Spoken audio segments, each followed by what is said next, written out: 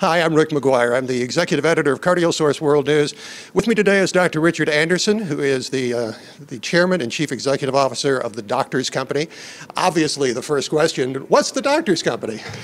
Doctors Company is the nation's largest medical malpractice insurer. We're a reciprocal company, which means we're actually owned by our 71,000 members. We have no other outside investors or shareholders. We're owned by our doctor members.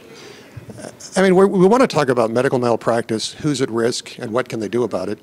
I mean, besides running screaming into the night, which might be one of the options that physicians today would think of, what's at issue, first off? Who's at risk? In terms of litigation, every physician who practices medicine is at risk. I mean, one of the outrages of the process is that it's really not uncommon for every physician whose name appears in a chart, no matter how peripheral their involvement may have been or how even completely irrelevant it might have been to the incident that's under discussion, may still be named in litigation. The average suit has multiple defendants, despite the fact that normally there's a principal incident that's actually being litigated. So the truth is, virtually everyone is at risk. In today's world, there are about 7 or 8 suits for every 100 physicians every year. But in a high-risk specialty like neurosurgery, orthopedics, ER medicine, your risk of having a suit every year is 1 in 5, meaning that the average neurosurgeon will have a claim every 5 years.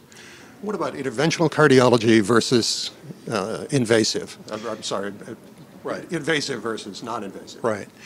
Well, it's interesting. The frequency of litigation with non-invasive cardiology is the frequency of litigation with invasive cardiology is higher. In other words, there are more claims, about twice as many, for interventional cardiologists compared to non-interventional cardiologists. Surprisingly to me, however, the severity of the claims, the cost of the average claim is reversed. It's higher for the non-interventional cardiologist.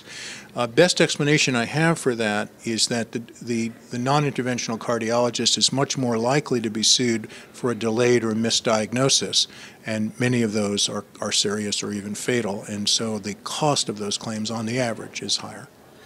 Now, most of these end without a settlement. Is that good news necessarily? It's what I call very good bad news. In other words, once you are the subject of litigation, once you are sued, then from the physician's point of view, the best possible outcome is to have the litigation closed with no indemnity payment. The problem is our system is so overwhelmingly awful that there's very little vindication in victory. The process is so bad, takes so long, is so disruptive and so expensive that despite the fact that we close more than 4 out of 5 claims with no indemnity payment, there's very little satisfaction.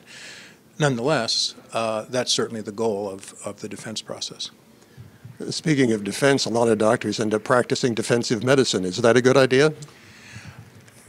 I think it's, let me answer this by saying that I believe that all doctors practice defensive medicine, and that is the way that medicine is practiced in the United States. So I think it's a national tragedy that that's how we are forced to practice. I do believe that we are, in fact, forced to practice that way, that for 2 reasons. One is that the standards, medical standards of care have really become contaminated with legal standards of care. In my judgment, they're inseparable. The way physicians practice in a community now is the way to avoid litigation. It's not necessarily what the best medical procedure or process is. Therefore, the standards of care become medical legal standards of care. So in my judgment, although I don't think for 1 second that doctors consciously calculate, if I order this particular test, what are the odds that it will help keep me out of court? I believe that it's become so reflexive in the way medicine's practiced that it's impossible to separate it from contemporary care. So what's the answer? Well, the answer is to stand down in the amount of litigation. The amount of litigation against physicians is really a national travesty.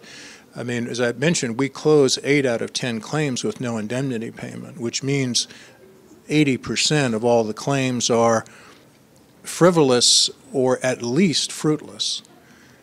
And I ask people to consider if we had a policeman who made 80% false arrests, or a prosecutor who prosecuted the innocent 80% of the time, would we say that's okay? But for a plaintiff attorney who loses 80% of their claims, we say they're average. Now, I know the Doctors Company has a new partnership with the ACC. Yes. Can we talk about that for just a moment? Yes, we're very proud of that partnership. American Cardiology has endorsed the Doctors Company as its professional liability carrier. We're very proud of that association. We certainly plan to work closely with the college with mutual aim. Of course, we're both mission-driven, physician-run organizations. What's the ultimate goal? The ultimate goal is best possible patient outcomes. So we certainly are united in both mission and goals. And in particular, the Doctors Company is very proud to support ACC by providing discounts for membership in the ACC, for participation in the Pinnacle Registry, for maintenance of certification, and for claims-free status. Yes, maintenance of certification and for claims-free status. So we're very proud of that association. Now, Dr. Anderson has agreed to stick around. We're going to talk about a variety of different things, and that's going to end up on CardioSource World News. So what we want to do is get you to read CSWN. I'm Rick McGuire, the executive editor. That's the reason why. Thanks very much.